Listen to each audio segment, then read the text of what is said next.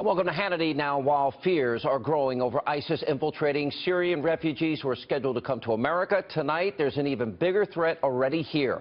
FoxNews.com has learned that since 2012, over 100,000 Syrians have been allowed to enter the country through various immigration channels.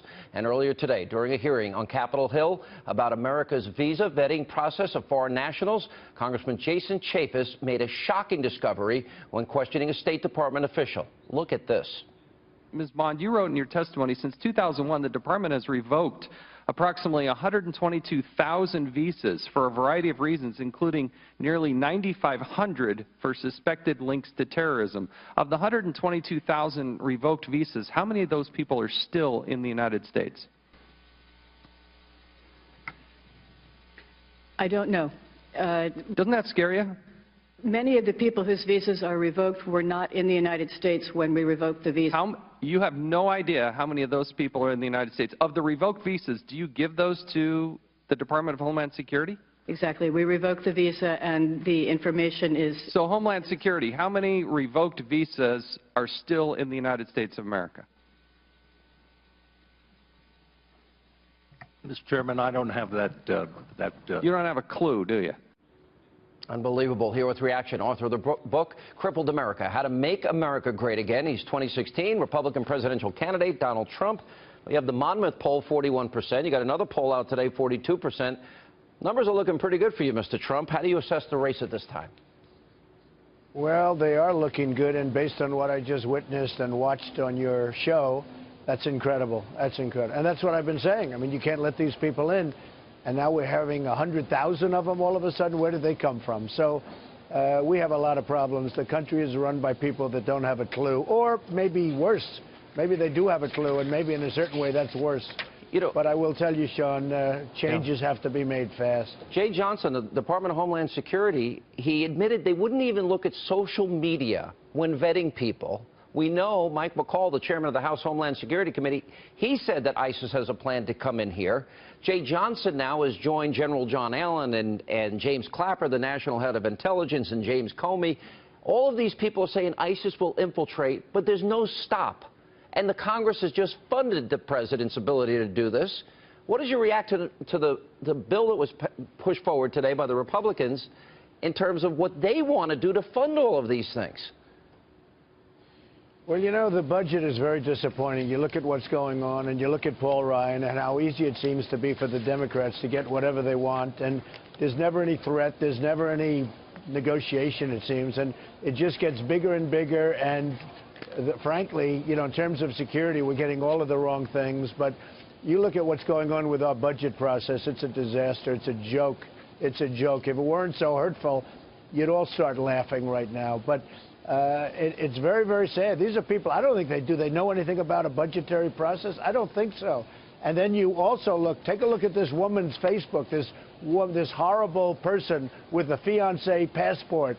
And you look at her Facebook, she practically told everybody what she's going to be doing in California. And nobody ever looked at that. So we're a country that's got a lot of problems, and we better get going fast because we truly don't know what we're doing. You know, let me run through the list that will be funded here. It will fund the DACA program. It will fund the sanctuary cities. That still gets funded in this bill. It will fund all of the president's desired refugee programs. It will fund all the Mideast immigration programs, by the way, that have been exploited by terrorists in recent years. It'll fund the illegal alien resettlement program of the president and the release of criminal aliens and the H-2B foreign worker visas. That's going to be quadrupled under this bill. And tax credits for illegal immigrants will be included. And I'm thinking, what is it about the Republicans that they're so unwilling? They have this inordinate fear that if they use their constitutional power of the purse and the president shuts down the government and won't fund the government, that they'll get blamed for it. And that seems to make them cower. If you become president, what will you say to Paul Ryan and Mitch MCConnell? How will you get them to stand tougher on these issues? First of all, I've never seen anything like it. And, you know, if there's a shutdown, it won't be very long. And the biggest problem is every time anybody mentions that just as a threat, immediately the Republicans say, it'll never happen, it'll never happen. So now they've already lost the negotiation. Once they admit that it'll never happen, they've lost the negotiation. But I'd like to ask you, does Paul Ryan know these things? I mean, does somebody know what's being approved in this budget? When you talk about sanctuary cities will continue, I mean, to me, that's a no-brainer, what's going on. You look at Kate, and you look at Jameel, and you look at some of these incredible people that are just being killed like nothing, and it's sanctuary city haven. Do these people know that this is all being funded? I have to believe they do. I mean, because they've been told by conservatives. I know that Senator Jeff Sessions had a pretty interesting comment about it, and he actually said this is what explains why voters are in an open rebellion. Remember Republicans, Mr. Trump, in 2010? They said they would repeal or replace Obamacare. Ted Cruz was the only guy that was willing to go to the mat and use the power of the purse. Then they said in 2014 they would stop executive amnesty.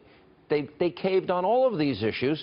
The Washington Free Beacon points out the immigration appropriations bill, expected to be approved by Congress, will provide more than $1.6 billion to resettle illegal immigrants arriving in the U.S. through 2018. That's what's in this budget that we're talking about. Incredible. Yeah, it's incredible. The whole thing's incredible. The whole process is, frankly, incredible. And, you know, the pressure is on the president. Nobody's going to know about Ryan, and they're not going to know about McConnell. The whole thing, in 50 years from now, when they talk about it, they're talking about Obama. They're not talking about anybody else. I don't know why they aren't tougher, why they aren't sharper. I don't know what's going on. And, you know, the Republicans, we elect them. I'm actually more disappointed with the Republicans. You know where the Democrats are coming from, right? But the Republicans, they go down there, and they're all full of vim and vigor, and after being there for 2 weeks, they lose everything. I don't get it. They never win in Washington. What would you do differently? How would you stop this process that has so many people frustrated? Well, it's not only that process, it's every year. We're at $19 trillion. We're going to be up to $21 trillion in terms of debt. It's not, I mean, the whole thing is just a total mess.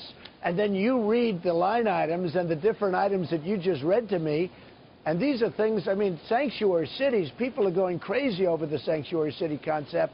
It's just horrible. Well, look at all the deaths that are being caused. It's horrible.